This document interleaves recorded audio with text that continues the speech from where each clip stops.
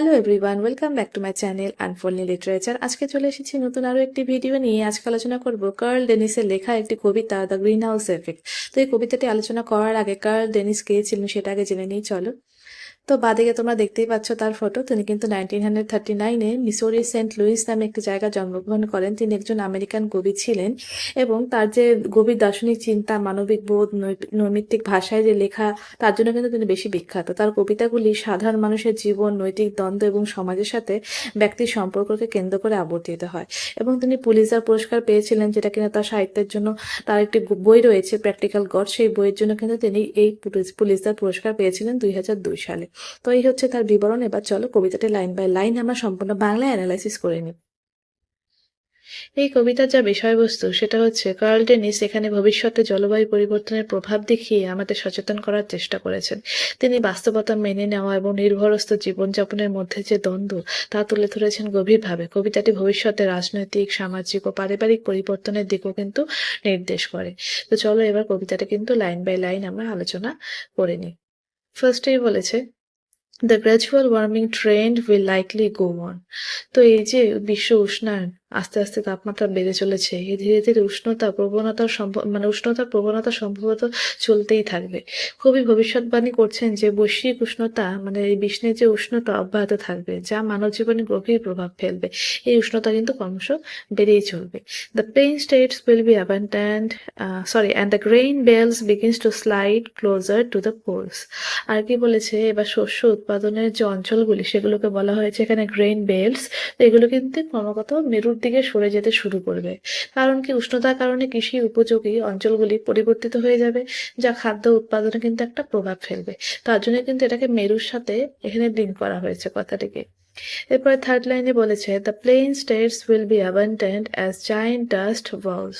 তো মধ্য পশ্চিমের রাজ্যগুলি বিশাল ধূলিঝড়ে পরিণত হয়ে পরিত্যক্ত হবে। শুকনো ও অনাবৃষ্টির কারণে এই রাজ্যগুলি কিন্তু, এই অঞ্চলগুলি কৃষির জন্য অযোগ্য হয়ে পড়বে। তার জন্য কিন্তু এমন কথা বলা হয়েছে।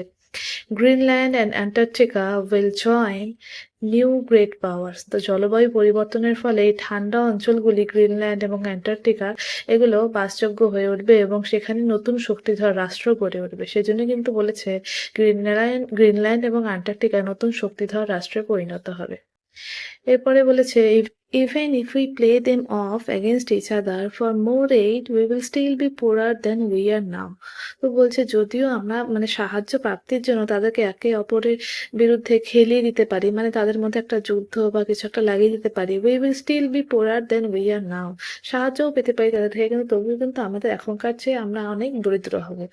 নতুন শক্তিধর রাষ্ট্রগুলির মধ্যে প্রতিযোগিতা থেকে লাভবান হওয়ার চেষ্টা করলেও আমাদের আর্থিক অবস্থা কিন্তু অবনতি ঘটবে। এখানে কিন্তু এটাই কবি বোঝাতে চেয়েছেন। Life will be different, good tillable land so dear. তো এখানে বলেছে, এই লাইনের অর্থ হচ্ছে কৃষির জন্য উপযোগী জমির অভাব দেখা দেবে একসময়, যা খাদ্য উৎপাদনে একটা সংকট সৃষ্টি করবে। কৃষি জমি না থাকলে খাদ্য উৎপাদন, ফসল উৎপাদন হবে কোথা থেকে?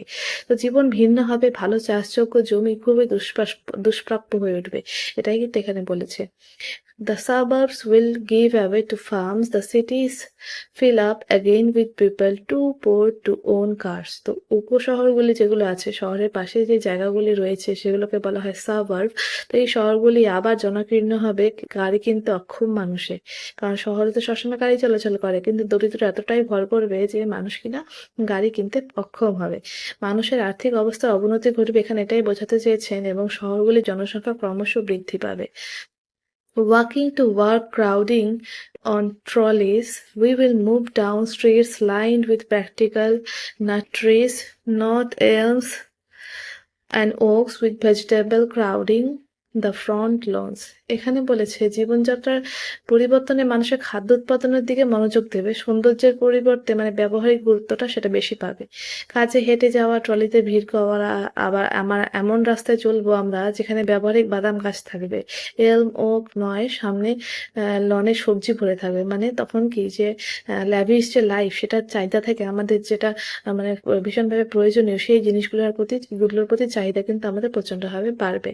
তারপরে বলেছে, the tax base will be too small to support the public buildings. আর যে আর্থিক সংকটের কারণে সরকারি যে সেবাসমূহ আছে সেগুলো বজায় রাখা কঠিন হয়ে যাবে। কর ভিত্তি এতটাই ছোট হবে যে সরকারি ভবনগুলিও রক্ষণাবেক্ষণ করা সম্ভব হবে না। কারণ আমাদের করের টাকায় আমাদের যে ট্যাক্স দেয় সেটাতেই তো সমস্ত সরকারি সম্পত্তি সংরক্ষণ হয়। তো সেটাই কিন্তু আর সম্ভব হবে না। We will have to donate hours after work each week. And তারপরেই বলেছে to take the lawn of the library and city hall to tuck point the chimney of the federal building if we don't want the place to fall like temples in Rome. দেখো এখানে বলেছে প্রতি সপ্তাহে কাজের পর আমাদের library ও city হলের loan পরিষ্কারের সময় দিতে হবে আমাদের নিজেদেরকেই।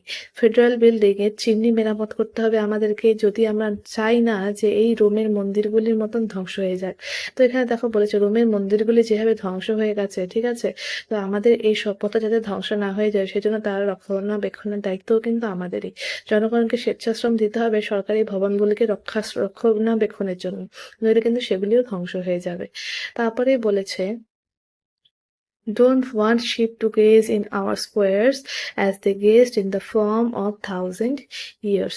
তো এখানে বলেছে যে আমরা চাই না আমাদের চত্বরে ভেড়া চড়ে বেড়াক, যেমন তারা হাজার হাজার বছর ধরে ফোরামে চলছে। মানে সভ্যতার পতনের পরিণতি হিসেবে জনবহুল স্থানগুলি পরিত্যক্ত হয়ে পড়বে, সেটা এখানে বলেছে। ঠিক আছে, এই লাইন দুটোর অর্থ কিন্তু এটা এখানে দাঁড়াচ্ছে।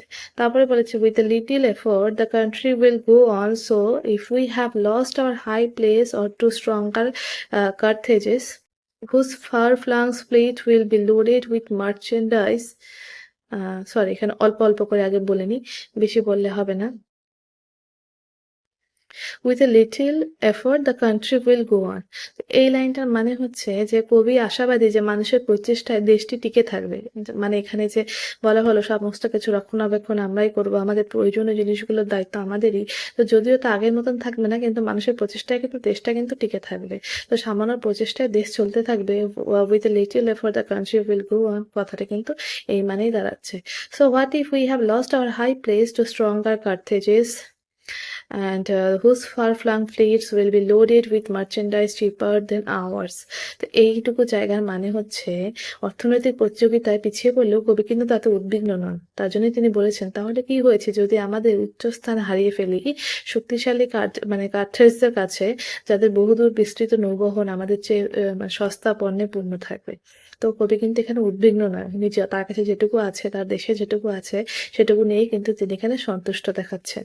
তারপরে দেখাচ্ছে we'll be glad to watch from the beach as the lights from Korean armadas pass on their endless patrols around the world.